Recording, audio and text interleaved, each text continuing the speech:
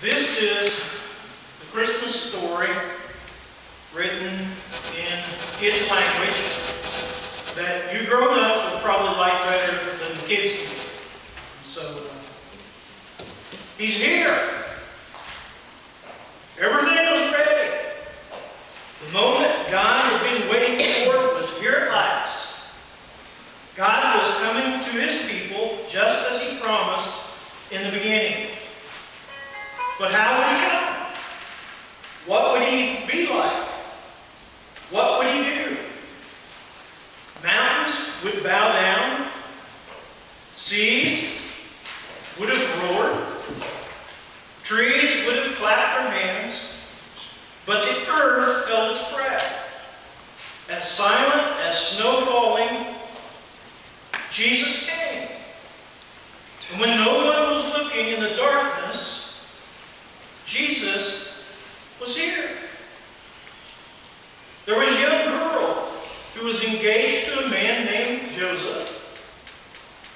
And Joseph was the great-grandson of King David. And one morning, this girl was minding her own business when suddenly a great warrior of light appeared right there in front of her, in her bedroom. He was Gabriel, and he was an angel, a special messenger from heaven. When she saw the tall, shining man standing there, Mary was frightened. "You don't need to be scared," Gabriel said. "God's very happy with you." Mary looked around to see if perhaps he was talking to someone else. "Mary," Gabriel said.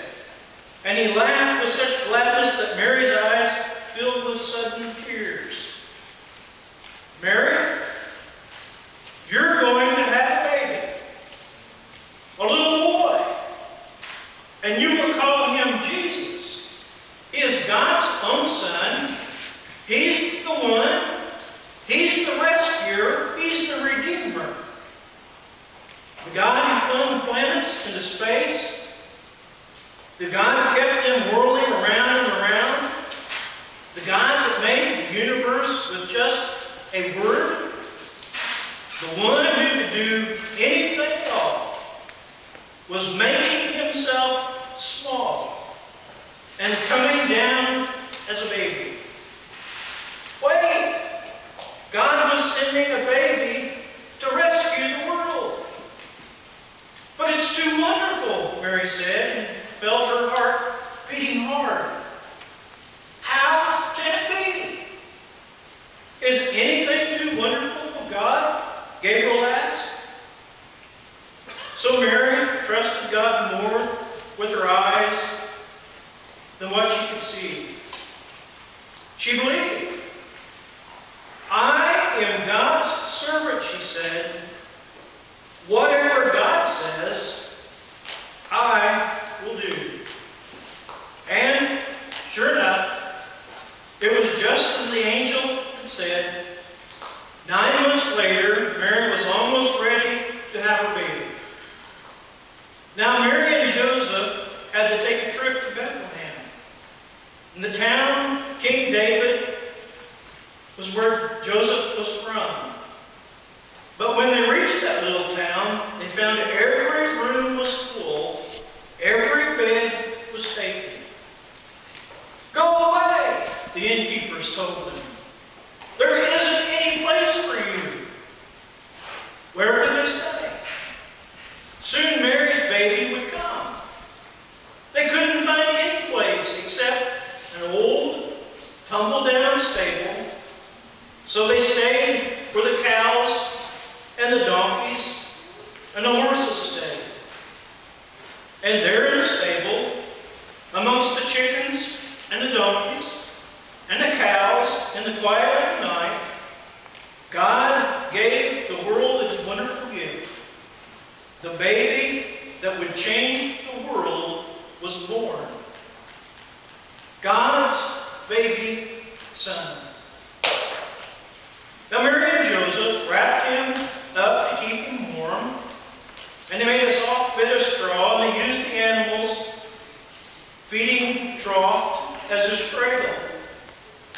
And they gazed in wonder at God's great gift.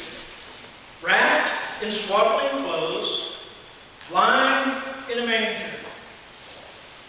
So Mary and Joseph named him Jesus, Emmanuel, which means God has come to live with us, because of course he had.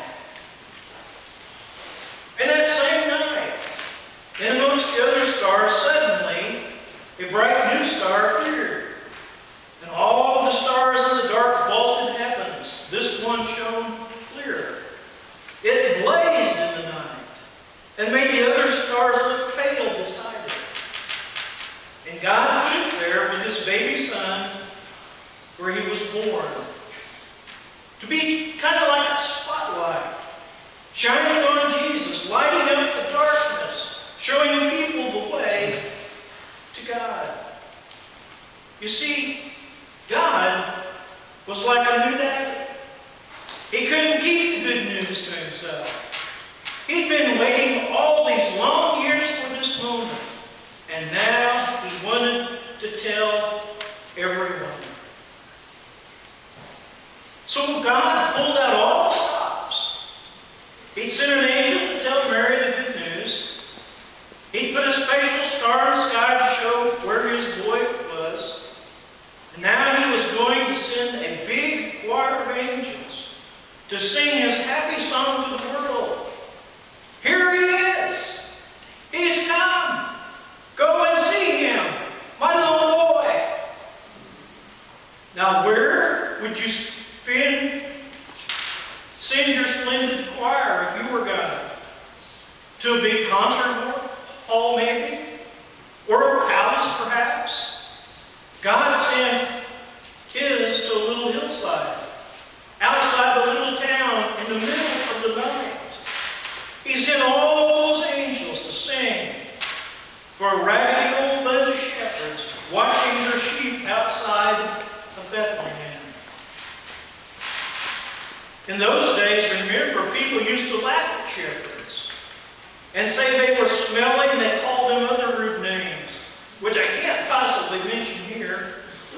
You see, people thought shepherds were nobodies, just scruffy old riffraff. But God must have thought the shepherds were very important indeed, because they're the ones he chose to tell the good news to first.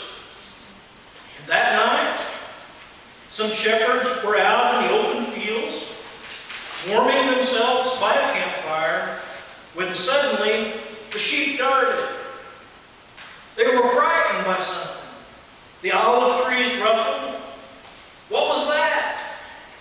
A wing beating? The shepherds turned around. Standing in front of them was a huge warrior of light, blazing in the darkness. Don't be afraid of me, the bright shining man said. I haven't come to hurt you. I've come to bring you happy news for everyone everywhere. Today, in David's town in Bethlehem, God's Son has been born. You can go see him. He's sleeping in a manger.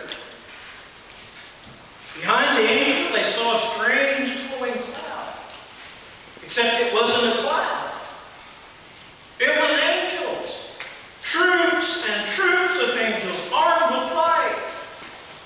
And they were singing a beautiful song. Glory to God. To God be fame and honor and all our hoorays.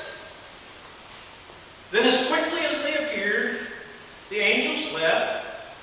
The shepherds, stamping out the fire, left their sheep, raced down the grassy hill through the gates of Bethlehem, down the narrow cobble streets, through a courtyard, down some step,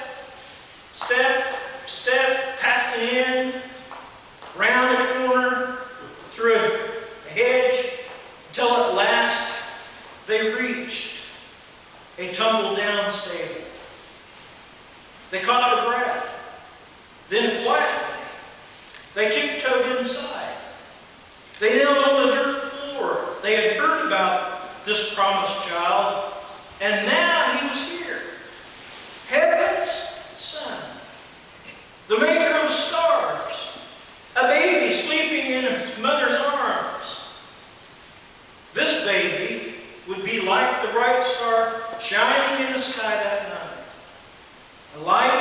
to light up the whole world, chasing away the darkness, helping people to see. And the darker the night got, the brighter the star would shine. Far away, in the east, three clever men saw the very same star. The star that God had put in the sky when Jesus was born. They knew it was a sign. A baby king had been born. They'd been waiting for this star. They knew it would come. He's here, they shouted. He's here. And I'm sure if you'd have been there, you would have heard them laughing and dancing and singing until the sun came up. And at dawn, they packed up their camels, wrapped up their gifts for the baby, and they brought their most precious treasure of all, frankincense, and gold, and myrrh, special sparkling, lovely smelling, gleaming things, just right for a king. The three wise men, actually, if you'd have met them, you'd have thought they were kings because they were so rich and clever and important looking. And they set off to see Jesus. And they rode their camels across the endless desert, up steep mountains, down into the deep valleys, through the raging rivers, over the grassy plains, night and day and night. For hours they turned into days. They turned into weeks that turned into months and months until at last they reached Jerusalem. Jerusalem was by far the most important city for miles around. And as anyone can tell you, there was a palace there. That's where the kings would be born, in palaces. So that's where they went. But they were in for a surprise. They went to see King Herod, and surely he'd know where this baby was. But he didn't. In fact, he didn't like the sound of the new king. It made him cross. He didn't want anyone to be king except him. But Herod's advisors told the three wise men what was written in their books. What God had said about the baby king. Go to Bethlehem. That's where you'll find him. And suddenly a star that they'd seen in the east started moving again, showing them the way. So the three wise men followed the star out of the big city, along the road into a little town of Bethlehem. And they followed the star through the streets of Bethlehem, out of the nice part of town, through the not so nice part of town, into the really not nice at all part of town, down a little dirt track, until it stopped right over a little house. But wait, it wasn't a palace, and there weren't any guards, or servants, or flags, or red carpets, or trumpets, or anything. Did they get it wrong? Or was this what God meant? Sure enough, in that little house, there sitting on his mother's knee, they found him, the baby king.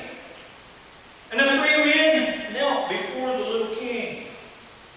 And they took off their royal robe turbans and the gleaming gold crowns, and they bowed their noble heads to the ground, and they gave him their sparkling treasures. The journey had begun so many centuries before, had led three wise men here, to a little town, to a little house, to a little child, to the king God had promised David all those years before. But this child was a new kind of king. Though he was the Prince of Heaven, he became poor. Though he was the mighty God, he became helpless as a baby. This king hadn't come to be the boss. He had come to be a servant. Do we have our DVD?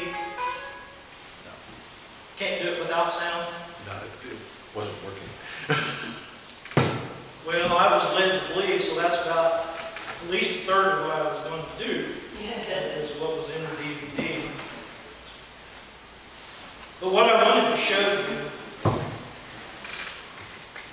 is an actual portrayal of the struggle that Mary and Joseph had to go through to get to Bethlehem. And to show you, within reason, the actual birth of baby Jesus, the creator of life. And in this video, you could have seen it, was a light that was shining from heaven.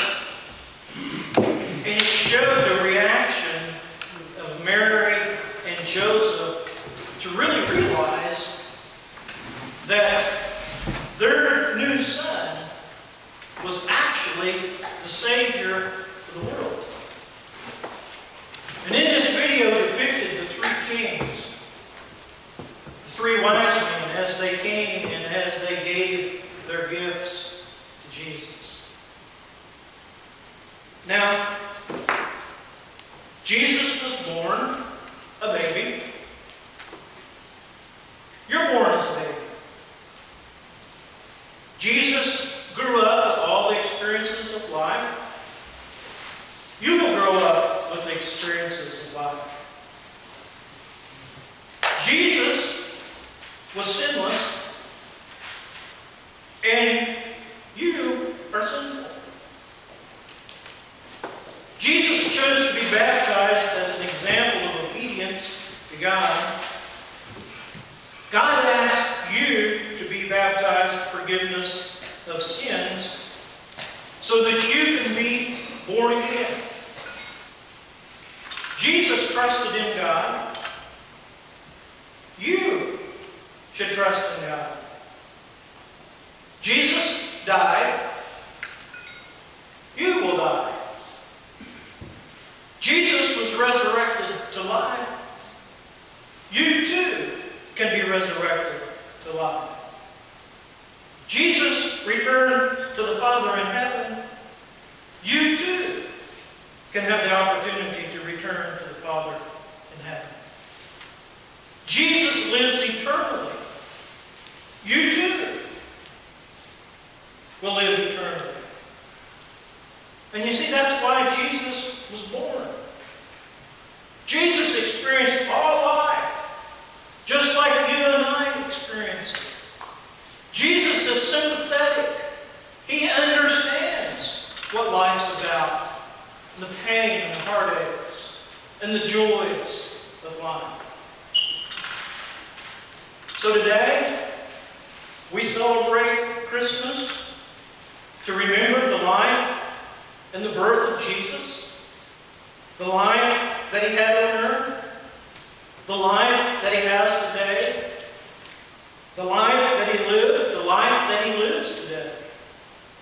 Because you see, Jesus is alive.